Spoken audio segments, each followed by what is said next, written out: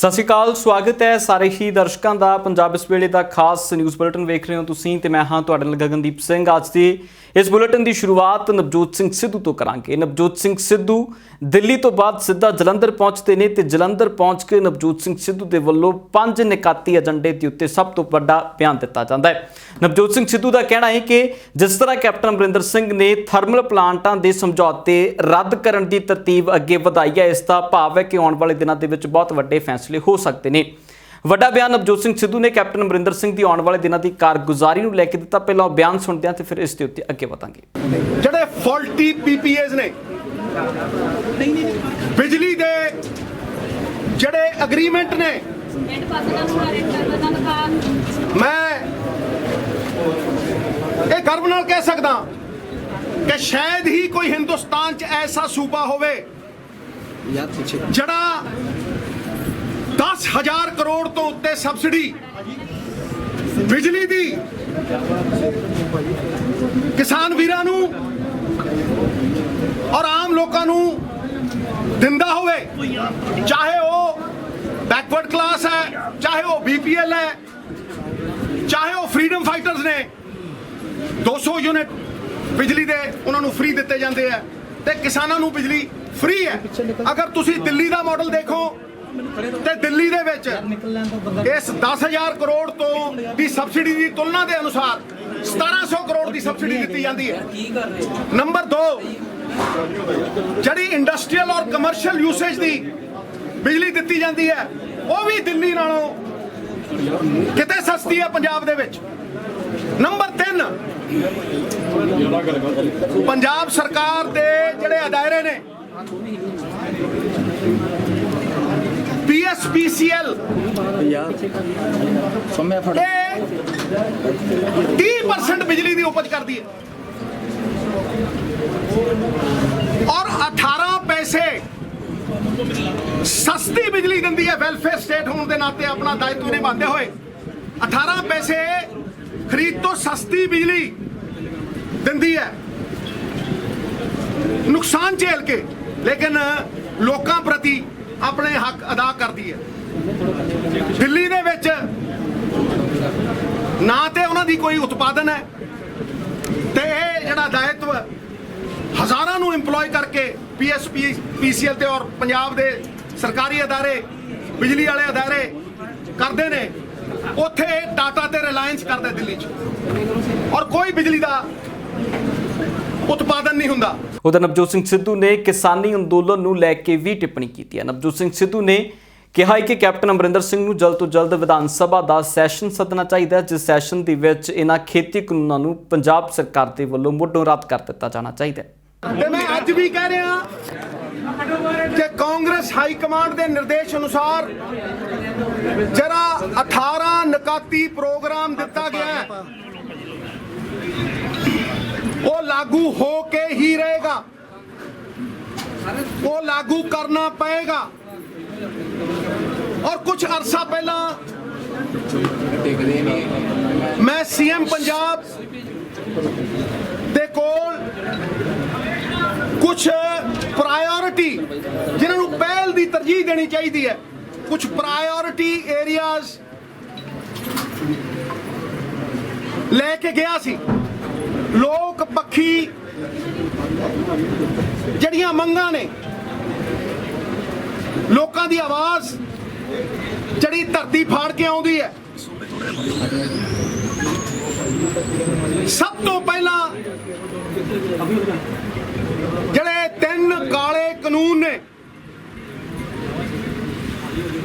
ਇਹ ਗੈਰ ਕਾਨੂੰਨੀ ਨੇ, ਸੰਵਿਧਾਨ ਦੇ ਖਿਲਾਫ ਨੇ, ਇਲੀਗਲ ਨੇ, ਅਨਕਨਸਟੀਟਿਊਸ਼ਨਲ ਨੇ, ਫੈਡਰਲ ਸਟਰਕਚਰ ਦੇ ਉੱਤੇ, ਸਟੇਟਾਂ ਦੇ ਅਧਿਕਾਰਾਂ ਦੇ ਉੱਤੇ ਇੱਕ ਡਾਕਾ ਨੇ।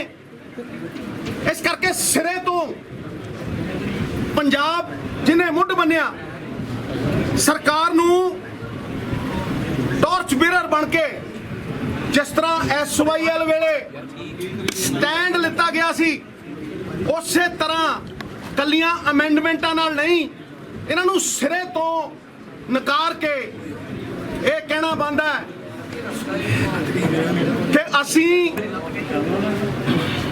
ਗੈਰਤਮੰਦ ਪੰਜਾਬੀ ਇਹਨਾਂ ਨੂੰ ਲਾਗੂ ਨਹੀਂ ਹੋਣ ਦੇਵਾਂਗੇ ਔਰ ਸਿਰੇ ਤੋਂ ਨਕਾਰਦੇ ਹਾਂ। ਟ੍ਰੇਡ ਐਂਡ ਕਾਮਰਸ ਦੀ ਆੜ ਦੇ ਵਿੱਚ, ਫੂਡ ਆਈਟਮਸ ਦੀ ਆੜ ਦੇ ਵਿੱਚ ਇਹ ਸਟੇਟ ਪੰਜਾਬ ਦੇ ਕਾਨੂੰਨ ਬਣਾਉਣ ਦੇ ਔਰ ਹੋਰ ਸਟੇਟਾਂ ਦੇ ਕਾਨੂੰਨ ਬਣਾਉਣ ਦੇ ਅਧਿਕਾਰ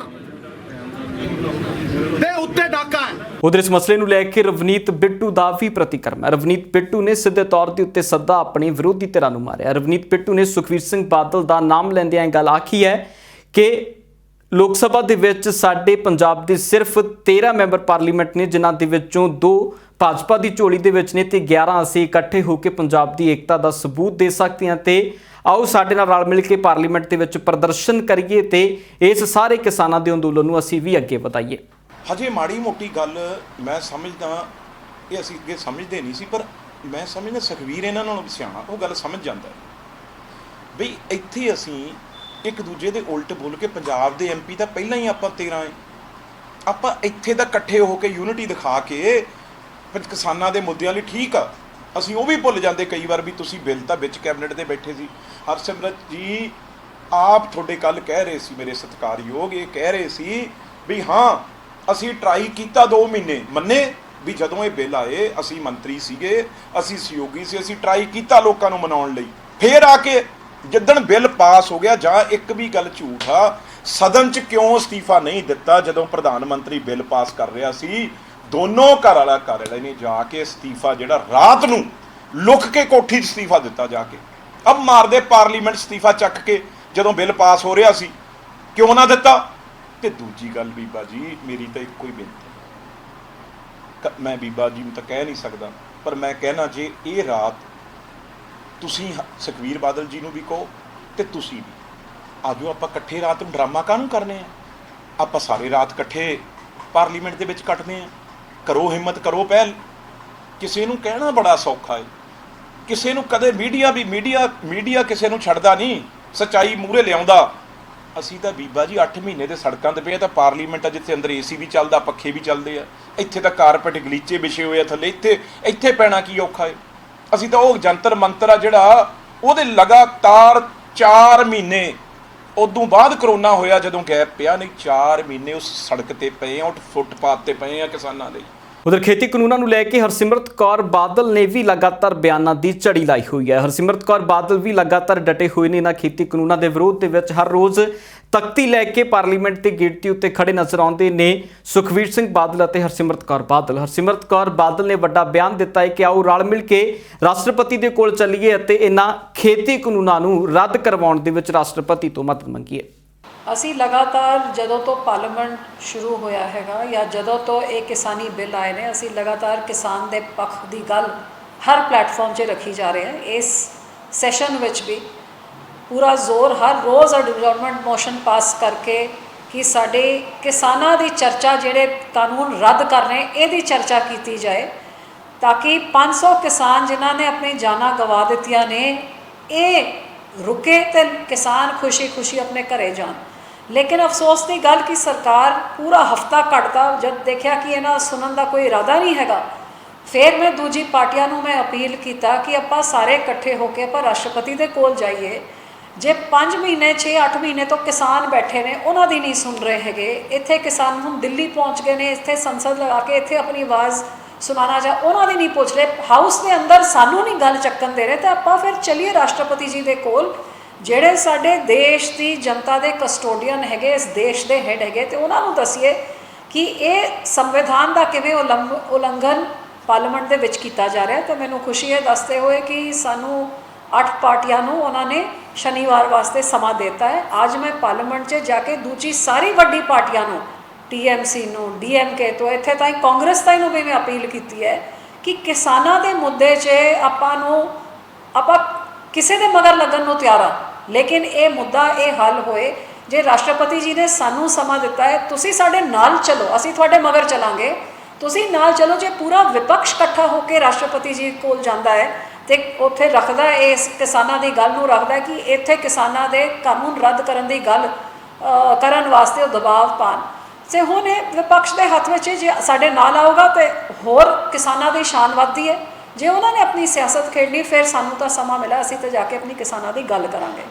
ਉਧਰ ਪੰਜਾਬ ਦੇ ਮੁੱਖ ਮੰਤਰੀ ਕੈਪਟਨ ਅਮਰਿੰਦਰ ਸਿੰਘ ਦੇ ਵੱਲੋਂ ਬੀਤੇ ਦਿਨੀ ਇਸ ਗੱਲ ਦੇ ਲਈ ਹੁਕਮ ਜਾਰੀ ਕਰ ਦਿੱਤੇ ਗਏ ਨੇ ਕਿ ਪੰਜਾਬ ਦੇ ਵਿੱਚ ਚੱਲ ਰਹੇ ਤਲਵੰਡੀ ਸਾਬੋ ਥਰਮਲ ਪਲਾਂਟ ਦੇ ਉੱਤੇ ਜੇਕਰ ਇੱਕ ਤਰਫਾ ਸਮਝੌਤੇ ਨੇ ਉਹਨਾਂ ਤੇ ਨਿਰੀਖਣ ਕੀਤਾ ਜਾਵੇ ਤਾਂ ਇਹਨਾਂ ਸਮਝੌਤਿਆਂ ਨੂੰ ਰੱਦ ਕਰਨ ਦੀ ਹੁਕਮ ਵੀ ਜਾਰੀ ਕਰ ਦਿੱਤੇ ਗਏ ਨੇ ਪੰਜਾਬ ਦੇ ਮੁੱਖ ਮੰਤਰੀ ਦੇ ਵੱਲੋਂ। ਇਹਨਾਂ ਸਮਝੌਤਿਆਂ ਨੂੰ ਲੈ ਕੇ ਹੁਣ ਪੰਜਾਬ ਦੇ ਵਿੱਚ ਸਿਆਸਤ ਗਰਮਾਈ ਹੈ। ਪਹਿਲਾਂ ਇਹਨਾਂ ਨੂੰ ਰੱਦ ਕਰਨ ਦੀਆਂ ਚਰਚਾਵਾਂ ਦੇ ਵਿਚਕਾਰ ਸਿਆਸਤ ਸੀ, ਜਦੋਂ ਹੁਣ ਹੁਕਮ ਆਏ ਨੇ ਤਾਂ ਇਸ ਦੇ ਵਿਚਕਾਰ ਵੀ ਸਿਆਸਤ ਹੈ। ਸੁਖਬੀਰ ਸਿੰਘ ਬਾਦਲ ਨੇ ਸਿੱਧੇ ਤੌਰ ਦੇ ਉੱਤੇ ਕੈਪਟਨ ਅਮਰਿੰਦਰ ਸਿੰਘ ਨੂੰ ਨਿਸ਼ਾਨੇ ਦੇ ਉੱਤੇ ਲਿਆ। ਉਹਨਾਂ ਦਾ ਕਹਿਣਾ ਹੈ ਕਿ ਜੇਕਰ ਸਮਝੌਤੇ ਰੱਦ ਕਰ ਦੋਗੇ ਤਾਂ ਪੰਜਾਬ ਦੇ ਵਿੱਚ ਬਿਜਲੀ ਕਿੱਦਾਂ ਸਰਪਲਸ ਕਰੋਗੇ। ਜੇ ਇਹਨੂੰ ਰੱਦ ਕਰਨੇ ਆ ਕਰ ਲਓ, ਸਾਨੂੰ ਕੋਈ ਪ੍ਰੋਬਲਮ ਨਹੀਂ ਹੈ, ਪਰ ਬਿਜਲੀ ਦਾ ਇੰਤਜ਼ਾਮ ਕਰੋ। ਰੱਦ ਕਰਨੇ ਬੜੇ ਸੌਖੇ ਹੈ, ਬਿਜਲੀ ਪੈਦਾ ਕਰਨੇ ਕਿਵੇਂ ਲਿਆਉਂਗੇ? ਬਿਜਲੀ ਕਿੱਥੋਂ ਲਿਆਉਂਗੇ? ਕਿਸ ਰੇਟ ਤੇ ਲਿਆਉਂਗੇ? ਹੁਣੀ ਬਿਜਲੀ ਮਹਿਕਮੇ ਨੇ ਇਸ ਸਾਲ 13 ਰੁਪਏ 14 ਰੁਪਏ ਯੂਨਿਟ ਬਿਜਲੀ ਖਰੀਦੀ ਹੈ। ਕੀ ਤੁਸੀਂ 14 ਰੁਪਏ ਖਰੀਦ ਕੇ ਤੁਸੀਂ ਲੋਕਾਂ ਨੂੰ 20 ਰੁਪਏ ਦੋਗੇ? सर मुड़ तो कांग्रेस वर्सेस कांग्रेस आ रहे हैं। सुनील जाखड़ ने राणा गुरमीत सोढी के खिलाफ शराब फैक्ट्री लैके कार्रवाई की मांग की है। कांग्रेस का प्रधान वो है, मुख्यमंत्री उन्होंने फैसला तो उन्होंने करना है। ਉਧਰ ਬਿਜਲੀ ਸਮਝੌਤਿਆਂ ਦੇ ਰੱਦ ਹੋਣ ਦੀਆਂ ਚਰਚਾਵਾਂ ਦੇ ਵਿਚਕਾਰ ਆਮ ਆਦਮੀ ਪਾਰਟੀ ਵੀ ਪਿੱਛੇ ਨਹੀਂ ਹੈ। ਉਹਨਾਂ ਨੇ ਵੀ ਕੈਪਟਨ ਅਮਰਿੰਦਰ ਸਿੰਘ ਨੂੰ ਘੇਰਿਆ ਤੇ ਉਹਨਾਂ ਨੇ ਕਿਹਾ ਕਿ ਚਿੱਠੀ ਨਾ ਖੇਡੋ। ਇਸ ਦੌਰ ਦੇ ਵਿੱਚ ਚਿੱਠੀਆਂ ਦਾ ਕੋਈ ਮੁੱਲ ਨਹੀਂ, ਬਲਕਿ ਚਿੱਠੀ ਇੱਕ ਸਿਰਫ ਸਿਆਸੀ ਡਰਾਮਾ ਹੈ। ਜੇਕਰ ਇਹਨਾਂ ਸਮਝੌਤਿਆਂ ਨੂੰ ਰੱਦ ਕਰਨਾ ਤਾਂ ਵਿਧਾਨ ਸਭਾ ਦਾ ਸੈਸ਼ਨ ਸੱਦਿਆ ਜਾਣਾ ਚਾਹੀਦਾ ਹੈ। ਕੈਪਟਨ ਸਾਹਿਬ ਨੇ ਕੱਲ ਚਿੱਠੀ ਲਿਖੀ ਆ, ਇਹ ਚਿੱਠੀ ਦੇ ਕੀ ਮਾਅਨੇ ਨੇਗੇ? ਇਹ ਮੈਂ ਸਮਝਦਾ ਪੰਜਾਬ ਦੇ ਲੋਕਾਂ ਨੂੰ ਭੰਬਲ ਭੂਸੇ 'ਚ ਪਾਉਣ ਵਾਲੀ ਗੱਲ ਆ ਕਿ ਜਿਹੜੀ ਕੈਬਨਿਟ ਦੇ ਵਿੱਚ ਜਿਹੜੀ ਪੁਰਾਣੀ ਕੈਬਨਿਟ ਨੇ ਪ੍ਰਕਾਸ਼ ਸਿੰਘ ਬਾਦਲ ਜੀ ਦੀ ਗਵਰਨਮੈਂਟ ਨੇ ਐਗਰੀਮੈਂਟ ਕੀਤੇ ਸੀਗੇ, ਕੈਪਟਨ ਸਾਹਿਬ ਨੇ ਉਸ ਤਰ੍ਹਾਂ ਦੀ ਕੈਬਨਿਟ ਦੀ ਮੀਟਿੰਗ ਕਿਉਂ ਨਹੀਂ ਬੁਲਾਈ? ਕੈਪਟਨ ਸਾਹਿਬ ਨੇ ਕੈਬਨਿਟ ਦੀ ਮੀਟਿੰਗ ਕਿਉਂ ਨਹੀਂ ਬੁਲਾਈ ਹੈਗੀ? ਕੈਪਟਨ ਸਾਹਿਬ ਨੇ ਕੈਬਨਿਟ ਦੀ ਮੀਟਿੰਗ 'ਚ ਬੁਲਾ ਕੇ ਉਹ ਜਿਹੜੇ ਐਗਰੀਮੈਂਟ ਦੇ ਰੱਦ ਕਿਉਂ ਨਹੀਂ ਕੀਤੇ? ਕੈਪਟਨ ਸਾਹਿਬ ਨੇ ਪੰਜਾਬ ਦੀ ਵਿਧਾਨ ਸਭਾ ਦਾ ਸੈਸ਼ਨ ਕਿਉਂ ਨਹੀਂ ਬੁਲਾਇਆ? ਉਹ ਸੈਸ਼ਨ ਦੇ ਵਿੱਚ ਜਿਹੜਾ ਹੈਗਾ ਕਿਉਂ ਨਹੀਂ ਐਗਰੀਮੈਂਟ ਰੱਦ ਕੀਤੇ? ਕੈਪਟਨ ਸਾਹਿਬ ਨੇ ਪਿਛਲੇ 1.5 ਸਾਲ ਪਹਿਲਾਂ ਤੁਸੀਂ ਸਾਰਿਆਂ ਨੇ ਕਵਰ ਕੀਤਾ ਸੀਗਾ, ਜਦੋਂ ਪੰਜਾਬ ਦੀ ਵਿਧਾਨ ਸਭਾ ਦਾ ਸੈਸ਼ਨ ਸੀਗਾ, ਉਹ ਸੈਸ਼ਨ ਦੇ ਦੌਰਾਨ ਇੱਕ ਕਿਤਾਬ ਲਹਿਰਾ ਕੇ ਕੈਪਟਨ ਸਾਹਿਬ ਨੇ ਕਿਹਾ ਸੀਗਾ ਕਿ ਮੈਂ ਵਾਈਟ ਪੇਪਰ ਬੜੀ ਜਲਦੀ ਜਾਰੀ ਕਰੂੰਗਾ। ਇਸ ਵਾਈਟ ਪੇਪਰ ਦੇ ਵਿੱਚ ਅਕਾਲੀਆਂ ਦੇ ਬੀਜੇਪੀ ਵਾਲੇ ਦੇ ਕਾਲੇ ਚਿੱਠੇ ਨੇਗੇ। ਇਸ ਵਾਈਟ ਪੇਪਰ ਦੇ ਵਿੱਚ ਜਿਹੜਾ ਕਮਿਸ਼ਨ ਅਕਾਲੀ ਦਲ ਨੂੰ ਜਾਂਦਾ ਸੀ, ਬੀਜੇਪੀ ਨੂੰ ਜਾਂਦਾ ਸੀ, ਉਹਦੇ ਬਾਰੇ ਮੈਂ ਜਿਹੜਾ ਹੈਗਾ ਦੱਸੂਗਾ ਔਰ ਸਾਰੇ ਐਗਰੀਮੈਂਟ ਰੱਦ ਕਰੂੰਗਾ, ਰਿਵਿਊ ਕਰੂੰਗਾ। 1.5 ਸਾਲ ਹੋ ਗਿਆ, ਲਗਭਗ 1.5 ਸਾਲ ਹੋ ਗਿਆ, ਨਾ ਉਹ ਸਮਝੌਤੇ ਰੱਦ ਕੀਤੇ, ਨਾ ਉਹ ਵਾਈਟ ਪੇਪਰ ਜਾਰੀ ਕੀਤਾ, ਨਾ ਕੱਚਾ ਚਿੱਠਾ ਖੋਲਿਆ। ਇੱਥੋਂ ਪਤਾ ਲੱਗਦਾਗਾ ਕਿ ਕੈਪਟਨ ਸਾਹਿਬ ਵੀ ਉਸੇ ਤਰ੍ਹਾਂ ਦਲਾਲੀ ਖਾ ਰਹੇ ਨੇਗੇ, ਕਾਂਗਰਸ ਪਾਰਟੀ ਵੀ ਉਸੇ ਤਰ੍ਹਾਂ ਦਲਾਲੀ ਖਾ ਰਹੀ ਆ ਜਿਵੇਂ ਪਹਿਲਾਂ ਅਕਾਲੀ ਦਲ ਬੀਜੇਪੀ ਵਾਲੇ ਖਾਂਦੇ ਹੁੰਦੇ ਸੀਗੇ। ਉਧਰ ਕੈਪਟਨ ਅਮਰਿੰਦਰ ਸਿੰਘ ਦੀ ਸਰਕਾਰ ਦੇ ਉੱਤੇ ਵਿਕਰਮ ਮਜੀਠੀਆ ਵੀ ਵਰੇ ਨੇ। ਵਿਕਰਮ ਮਜੀਠੀਆ ਨੇ ਸਿੱਧੇ ਤੌਰ ਦੇ ਉੱਤੇ ਕਿਹਾ ਕਿ ਸੂਬੇ ਦੀ ਇਹ ਸਰਕਾਰ ਸਿਰੇ ਤੋਂ ਹੀ ਫੇਲ ਹੋ ਚੁੱਕੀ ਹੈ ਤੇ ਕਿਸੇ ਵੀ ਕੰਮਕਾਰ ਦੇ ਵਿੱਚ ਆਪਣੀ ਕੋਈ ਵੀ ਪ੍ਰਾਪਤੀ ਨਹੀਂ ਗਣਾ ਸਕਦੇ। ਵਿਕਰਮ ਮਜੀਠੀਆ ਨੇ ਇਹਨਾਂ ਸਾਰੇ ਬਿਜਲੀ ਸਮਝੌਤਿਆਂ ਨੂੰ ਵੀ ਨਿਸ਼ਾਨੇ ਦੇ ਉੱਤੇ ਲਿਆ। ਇੱਕ ਗੱਲ ਤਾਂ ਸਪਸ਼ਟ ਹੋ ਗਈ ਕਿ ਲੜਾਈ ਸਿਰਫ ਕੁਰਸੀ ਦੀ ਸੀ, ਮੁੱਦਿਆਂ ਦੀ ਨਹੀਂ ਸੀ, ਕਿਉਂਕਿ ਉਹ ਲੋਕ ਜਿਹੜੇ ਜਿਹਨੂੰ ਕਹਿੰਦੇ ਚੋਰਾਂ ਦੀ ਬਰਾਤ, ਉਹ ਤਾਂ ਸਾਰੀ ਹੁਣ ਇੱਧਰ ਮਗਰ ਖਲੋਤੀ ਹੈ। ਹੁਣ ਇਹ ਠੀਕ ਹੋ ਗਏ ਸਾਰੇ ਜਿਹੜੇ ਭੱਜ ਗੱਡੀਆਂ ਚਲਾ ਰਹੇ ਆ, ਜਿਹੜੇ ਡਰਾਮਾ ਕਰ ਰਹੇ, ਕੰਮ ਤਾਂ ਸਾਰਾ 4.5 ਸਾਲ ਉਹਨਾਂ ਨੇ ਗਾਹ ਪਾ ਛੱਡਿਆ। ਦੇਖੋ ਤੁਸੀਂ ਅੱਜ ਮੁੱਖ ਮੰਤਰੀ ਦਾ ਜ਼ਿੰਮੇਵਾਰ ਹੈ ਹੀ, ਮਗਰ ਜਿਹੜੇ ਉਹਦੇ ਨਾਲ 18 ਕੈਬਨਿਟ ਦਾ ਵਜ਼ੀਰ ਸਨ ਜਾਂ ਜਿਹੜੇ 70 75 80 MLA ਸੀ, ਜਿਹੜੇ ਕੱਲ ਤੱਕ ਕਹਿੰਦੇ ਸੀ ਕਿ ਸਾਡਾ ਕੈਪਟਨ ਪੰਜਾਬ ਦਾ ਇੱਕੋ ਕੈਪਟਨ, ਅੱਜ ਜੇ ਉਹ ਇੱਧਰ ਆ ਗਏ ਤੇ ਕੀ ਉਹਨਾਂ ਦੇ ਕਾਰਨਾਮਿਆਂ ਤੇ ਪਰਦੇ ਪੈ ਜਾਣਗੇ? ਇਸ ਲਈ ਇਹ ਸਾਰੇ ਮੁੱਦੇ ਐਜ਼ ਇਟ ਇਜ਼ ਸਟੈਂਡ ਕਰ ਰਹੇ ਆ। ਔਰ ਸਿਰਫ ਇਹ ਫਰਕ ਪੈ ਗਿਆ ਕਿ ਹੁਣ ਸਰਪ੍ਰਸਤੀ ਇੱਕ ਜੋਕਿੰਗ ਪ੍ਰੈਜ਼ੀਡੈਂਟ ਤੇ 4 ਵਰਕਿੰਗ ਪ੍ਰੈਜ਼ੀਡੈਂਟ ਵੀ ਹੁਣ ਉਹਨਾਂ ਨੂੰ ਸਰਪ੍ਰਸਤੀ ਦੇਣਗੇ। ਦੇਖੋ ਮੈਨੂੰ ਪਹਿਲਾਂ ਤਾਂ ਇਸ ਮਸਲੇ ਦੀ ਸ਼੍ਰੋਮਣੀ ਅਕਾਲੀ ਦਲ ਨੇ ਬਹੁਤ ਲੰਮਾ ਸਮਾਂ ਲੜਾਈ ਲੜੀ ਸੀ ਔਰ ਸਾਰੇ ਪਰਿਵਾਰਾਂ ਨੂੰ ਨੌਕਰੀ ਮਿਲਣੀ ਚਾਹੀਦੀ। ਚਲੋ ਕੁਛ ਨੂੰ ਮਿਲੀ, ਇਹ ਮੈਂ ਸਮਝਦਾ ਕਿ ਸਾਡੇ ਵਰਕਰਾਂ ਦੀ ਜਿਹੜੇ ਉਸ ਹਲਕੇ 'ਚ ਜਿਨ੍ਹਾਂ ਨੇ ਪੈਰਵਾਈ ਕੀਤੀ ਆ, ਇਹ ਉਹਨਾਂ ਦੀ ਇੱਕ ਕਿਸਮ ਦੀ ਉਹਨਾਂ ਦੀ ਸੁਣਵਾਈ ਹੋਈ ਆ। ਮਗਰ ਅਫਸੋਸ ਇਸ ਗੱਲ ਦਾ, ਚਲੋ ਅੱਜ ਜੇ ਕੈਪਟਨ ਸਾਹਿਬ ਨੇ ਇਹਨਾਂ ਨੂੰ ਨੌਕਰੀ ਦੇਤੀ ਹੈ, ਮੈਂ ਕੈਪਟਨ ਸਾਹਿਬ ਨੂੰ ਅਪੀਲ ਕਰਦਾ ਕਿ ਨੌਕਰੀ ਨਾਲ ਇਕੱਲੇ ਨਾਲ ਮਸਲਾ ਹੱਲ ਨਹੀਂ ਹੋਣਾ, ਬਾਕੀਆਂ ਨੂੰ ਵੀ ਦਿਓ। ਜੋ ਆਰਥਿਕ, ਜੋ ਉਹਨਾਂ ਦੀ ਟਰਾਮਾਟਾਈਜ਼ਡ ਹੋਇਆ, ਜੋ ਉਹਨਾਂ ਦੀ ਦਿਮਾਗੀ ਨੁਕਸਾਨ ਹੋਇਆ, ਆਰਥਿਕ ਨੁਕਸਾਨ ਹੋਇਆ, ਉਸ ਦੀ ਵੀ ਭਰਪਾਈ ਕਰੋ। ਔਰ ਜੋ ਗੱਲ ਕਹੀ ਗਈ ਸੀ ਕਿ ਮੈਂ ਐਜੂਕੇਸ਼ਨ ਦਾ ਖਰਚਾ, ਮੈਂ ਇਹਨਾਂ ਨੂੰ ਗੋਦ ਲਊਂਗਾ, ਮੈਂ, ਕਿਉਂਕਿ ਕਈ ਪਰਮਨੈਂਟਲੀ ਡਿਸੇਬਲ ਹੋ ਗਏ ਆ, ਕੁਝ ਕਰਨ ਜੋਗੇ ਨਹੀਂ, ਉਹਨਾਂ ਨੂੰ ਕੁਝ ਨਹੀਂ ਮਿਲਿਆ, ਉਹਨਾਂ ਦੇ ਵਾਸਤੇ ਕਿਵੇਂ ਸਰਕਾਰ ਬਾਂਹ ਫੜੂਗੀ? ਇੱਕ ਤਾਂ ਹੋਵੇ ਤੇ ਜਿਨ੍ਹਾਂ ਦੇ ਕਰਕੇ ਹਾਦਸਾ ਵਾਪਰਿਆ ਉਹ ਅੱਜ ਤੱਕ ਕ੍ਰਿਮੀਨਲ ਐਕਸ਼ਨ ਨੂੰ escape ਕਰ ਰਹੇ, ਉਹਨਾਂ ਦੀ ਅੱਜ ਵੀ ਮਦਦ ਕੀਤੀ ਜਾ ਰਹੀ। ਉਹਨਾਂ ਸਾਰਿਆਂ ਦੇ ਖਿਲਾਫ ਐਕਸ਼ਨ ਹੋਵੇ ਕਿ ਗਾਂ ਕੋਈ ਇਹੋ ਜਿਹੀ ਗਲਤੀ ਨਾ ਕਰੇ ਕਿ ਕਿਵੇਂ ਬਗੈਰ ਪਰਮਿਸ਼ਨ ਤੋਂ ਰੇਲਵੇ ਫਾਟਕ ਦੇ ਨੇੜੇ ਦੁਸ਼ਹਿਰਾ ਮਨਾਉਣ ਦਿੱਤਾ ਗਿਆ, ਕਿਵੇਂ ਉੱਥੇ ਪੁਲਿਸ ਪਹੁੰਚ ਗਈ, ਕਿਵੇਂ ਉੱਥੇ ਫਾਇਰ ਬ੍ਰਿਗੇਡ ਪਹੁੰਚ ਗਏ। ਇਹ ਮਹਿਕਮੇ ਜਿਵੇਂ ਸਾਰੀ ਰਲੀ ਮਿਲੀ ਭੁਗਤ ਸੀ, ਉਹਦੇ ਤੇ ਕਾਰਵਾਈ ਜੇ ਹੋਊਗੀ ਤੇ ਗਾਂ ਕੋਈ ਜੀ ਗਲਤੀ ਨਹੀਂ ਕਰੂਗਾ, ਨਹੀਂ ਤਾਂ ਹਾਦਸਾ ਤਾਂ ਫੇਰ ਵਾਪਰ ਜੂਗਾ। ਉਧਰ ਕਿਸਾਨ ਆਗੂ ਗੁਰਨਾਮ ਸਿੰਘ ਚੜੂਨੀ ਦੇ ਵੱਲੋਂ ਲਗਾਤਾਰ ਆਪਣੀ ਸਿਆਸੀ ਧਿਰ ਖੜੀ ਕਰਨ ਨੂੰ ਲੈ ਕੇ ਬਿਆਨ ਦਿੱਤੇ ਜਾ ਰਹੇ ਨੇ। ਹਾਲਾਂਕਿ ਗੁਰਨਾਮ ਸਿੰਘ ਚੜੂਨੀ ਨੂੰ ਅਜਿਹੇ ਬਿਆਨ ਦੇਣ ਦੇ ਚਲਦਿਆਂ ਇੱਕ ਹਫ਼ਤੇ ਦੇ ਲਈ ਸੰਯੁਕਤ ਕਿਸਾਨ ਮੋਰਚੇ ਦੇ ਵਿੱਚੋਂ ਸਸਪੈਂਡ ਕਰ ਦਿੱਤਾ ਗਿਆ ਸੀ, ਪਰ ਫਿਰ ਵੀ ਹਜੇ ਤੱਕ ਲਗਾਤਾਰ ਆਪਣੇ ਸਟੈਂਡ ਦੇ ਉੱਤੇ ਖੜੇ ਨਜ਼ਰ ਆ ਰਹੇ ਨੇ। ਗੁਰਨਾਮ ਸਿੰਘ ਚੜੂਨੀ ਇੱਕ ਵਾਰ ਫਿਰ ਤੋਂ ਪਾਰਲੀਮੈਂਟ ਜੋ ਕਿਸਾਨਾਂ ਦੀ ਚੱਲ ਰਹੀ ਹੈ ਉਸ ਦੇ ਸੈਸ਼ਨ ਦੇ ਦਰਮਿਆਨ ਹੀ ਗੁਰਨਾਮ ਸਿੰਘ ਚੜੂਨੀ ਨੇ ਫਿਰ ਵੱਡਾ ਬਿਆਨ ਦਿੱਤਾ। ਉਹਨਾਂ ਦਾ ਕਹਿਣਾ ਹੈ ਕਿ ਜੇਕਰ ਲਗਾਤਾਰ ਅਸੀਂ ਪੁਰਾਣੇ ਸਿਆਸਤਦਾਨਾਂ ਦੀ ਲੁੱਟ ਦਾ ਸ਼ਿਕਾਰ ਹੋਣਾ ਤਾਂ ਸਾਨੂੰ ਪ੍ਰਦਰਸ਼ਨਾਂ ਦੀ ਕੋਈ ਜ਼ਰੂਰਤ ਨਹੀਂ। ਜ਼ਰੂਰਤ ਹੈ ਕਿ ਅਸੀਂ ਸਿਆਸਤ ਦੇ ਵਿੱਚ ਆਈਏ ਤੇ ਦੇਸ਼ ਦੇ ਇਸ ਸਿਆਸੀ ਸਿਸਟਮ ਨੂੰ ਸਹੀ करिए। जो पंजाब में जो सबसे समृद्ध स्टेट है, जो पूरे देश में खेती में सबसे समृद्ध स्टेट है, जिसमें सबसे पहले हरित क्रांति आई है, जिसका सबसे पहले मंडी का बोर्ड का काम हुआ है, वहाँ पे आज 3-4 किसान प्रतिदिन कर्जे की वजह से आत्महत्या कर रहे हैं। तो दूसरे स्टेटों में क्या होगा सोचिए। और मैं आप लोगों को मीडिया वालों से कहूँगा, सोचिए इस व्यवस्था को आप लोग बदल सकते हैं। और अगर आपने ये व्यवस्था ना बदली ना, अगर आपने अपनी भूमिका ना निभाई ना इस देश की व्यवस्था बदलने में, आप भी कहीं ना कहीं पाप के भागीदार बन जाएंगे। सर एक गल सर चुन्नी साहब, सर एक गल सर मैं ये कह रहा हूँ, देश को जो जरूरत है उस देश की जरूरत को पूरा करने के लिए मीडिया भी आज देश में हेल्प करे।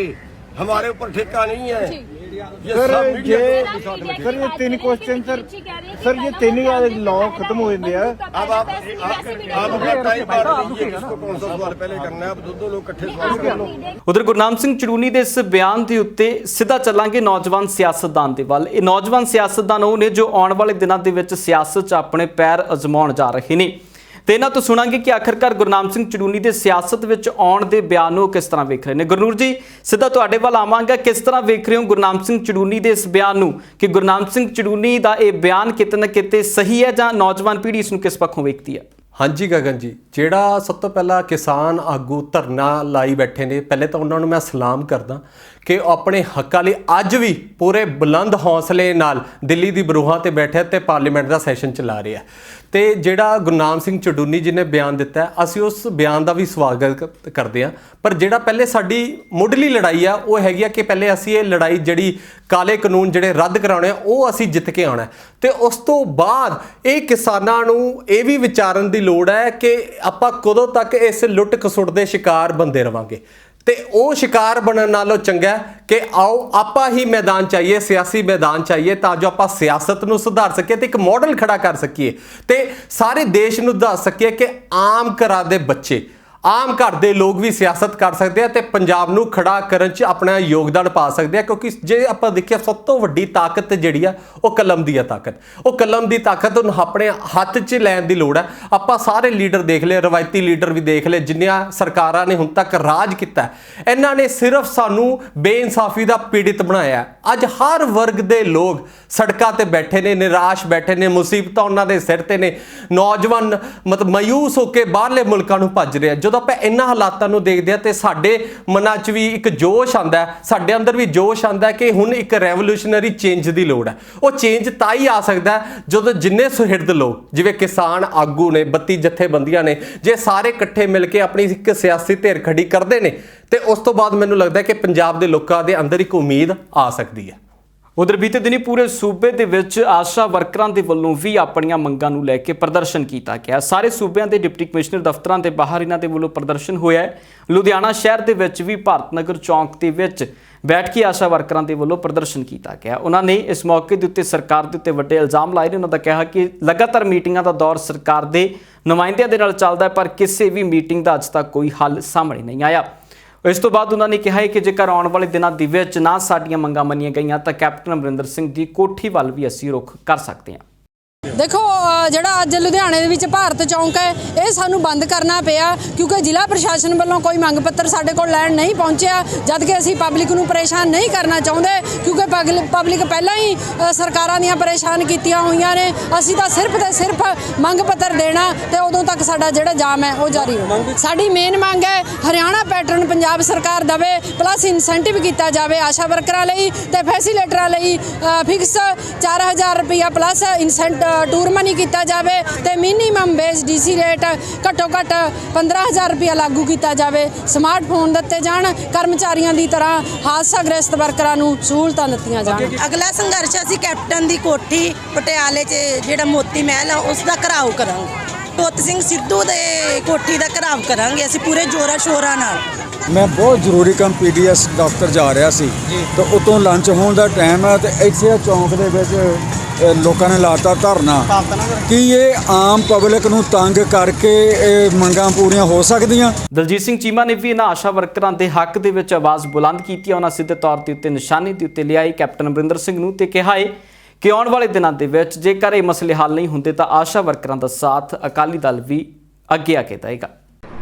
ਦੇਖੋ ਜਿੱਡੀ ਵੱਡੀ ਅੱਜ ਮੁਲਾਜ਼ਮਾਂ ਦੀ ਪਟਿਆਲੇ ਰੈਲੀ ਹੋਈ ਹੈ, ਇਹ ਆਪਣੇ ਆਪ ਦੇ ਵਿੱਚ ਇੱਕ ਇਤਿਹਾਸਕ ਰਿਕਾਰਡ, ਕਿਉਂਕਿ ਹਰ ਮਹਿਕਮੇ ਦਾ ਮੁਲਾਜ਼ਮ ਜਿਹੜਾ ਸਰਕਾਰ ਤੋਂ ਦੁਖੀ ਹੈ। ਪਹਿਲੀ ਗੱਲ ਕਿ ਐਡਾ ਵੱਡਾ ਧੋਖਾ ਕਿ ਪੇ ਕਮਿਸ਼ਨ ਦੀ ਰਿਪੋਰਟ ਜਿਹੜੀ ਹੈ ਅਨਾਉਂਸ ਕਰ ਦਿੱਤੀ ਤੇ ਲਾਗੂ ਜਿਹੜਾ ਕਰਨਾ ਉਹ ਸਾਰਾ ਕੁਝ ਅਗਲੀ ਸਰਕਾਰ ਦੇ ਉੱਤੇ ਛੱਡ ਦਿੱਤਾ ਕਿ ਅਗਲੀ ਸਰਕਾਰ ਆ ਕੇ ਲਾਗੂ ਕਰੇ। ਔਰ ਬਹੁਤ ਸਾਰੇ ਮੁਲਾਜ਼ਮਾਂ ਦੇ, ਖਾਸ ਕਰਕੇ ਡਾਕਟਰਾਂ ਦੇ, ਹੋਰ ਸਟਾਫ ਦੇ ਜਿਹੜੇ ਇੰਪੋਰਟੈਂਟ ਭੱਤੇ ਸੀ ਉਹ ਵੀ ਇਹਦੇ 'ਚ ਕੱਟ ਲਏ। ਔਰ ਬਹੁਤ ਸਾਰੇ ਇਹੋ ਜਿਹੇ ਆ ਜਿਨ੍ਹਾਂ ਦੀ ਪੇ ਕਮਿਸ਼ਨ ਦੇ ਵਿੱਚ ਦੁਬਾਰਾ ਲਾਗੂ ਹੋਣ 'ਤੇ ਤਨਖਾਹ ਪਹਿਲਾਂ ਨਾਲੋਂ ਵੀ ਘੱਟ ਰਹੀ। ਇਸ ਲਈ ਸਰਕਾਰ ਦੀ ਡਿਊਟੀ ਬਣਦੀ ਸੀ ਕਿ ਇਮੀਡੀਏਟਲੀ ਇਹਨੂੰ 2017 ਤੋਂ ਲਾਗੂ ਕਰ ਦੇ। ਇਹਨਾਂ ਦੇ ਮੈਨੀਫੈਸਟੋ ਦੇ ਵਿੱਚ ਵੀ ਸੀ ਪਹਿਲਾਂ ਤਾਂ ਇੱਕ ਸਾਲ ਕਰਕੇ ਅਖੀਰਲੇ ਸਾਲ 'ਤੇ ਲੈਣ ਦਾ, ਤੇ ਅਖੀਰਲੇ ਸਾਲ ਦੇ ਵਿੱਚ ਵੀ ਹੁਣ ਅਨਾਉਂਸਮੈਂਟ ਕਰਕੇ ਤੇ ਜਿਹੜੇ ਸਾਰੇ ਉਹਨਾਂ ਦੇ ਏਰੀਅਲ ਹੈ ਉਹ ਅੱਗੇ ਅਗਲੀ ਸਰਕਾਰ ਦੀ ਪਾ। ਇਸ ਕਰਕੇ ਇਸ ਧੋਖੇ ਦੇ ਖਿਲਾਫ ਅੱਜ ਜਿਹੜਾ ਮੁਲਾਜ਼ਮਾਂ ਨੇ ਸੰਘਰਸ਼ ਕੀਤਾ ਮੈਂ ਉਹਦਾ ਹਮਾਇਤ ਵੀ ਕਰਦਾ, ਪਰ ਅਫਸੋਸ ਇਸ ਗੱਲ ਦਾ ਹੈ ਕਿ ਸਰਕਾਰ ਖੁਦ ਹੜਤਾਲ 'ਤੇ। ਹੁਣ ਸੁਣੇ ਕੌਣ ਲੋਕਾਂ ਦੀ? ਮੁਲਾਜ਼ਮ ਹੜਤਾਲ 'ਤੇ ਆ, ਬਾਕੀ ਮਹਿਕਮੇ ਲੋਕੀ ਜਿਹੜੇ ਆ ਤਰਸ ਰਹੇ ਆ, ਪਰ ਸਰਕਾਰ ਤਾਂ ਖੁਦ ਹੜਤਾਲ 'ਤੇ ਬੈਠੀ ਹੈ। ਪੰਜਾਬ ਇਸ ਵੇਲੇ ਦੇ ਵਿੱਚ ਫਿਲਹਾਲ ਦੀ ਨਹੀਂ, ਫਿਰ ਮੁੜ ਹਾਜ਼ਰ ਹੋਵਾਂਗੇ ਨਵੀਆਂ ਤੇ ਤਾਜ਼ਾ ਅਪਡੇਟਸ ਨਾਲ। ਤਦ ਤੱਕ ਲਈ ਮੈਨੂੰ ਦਿਓ ਇਜਾਜ਼ਤ। ਬਹੁਤ ਬਹੁਤ ਧੰਨਵਾਦ।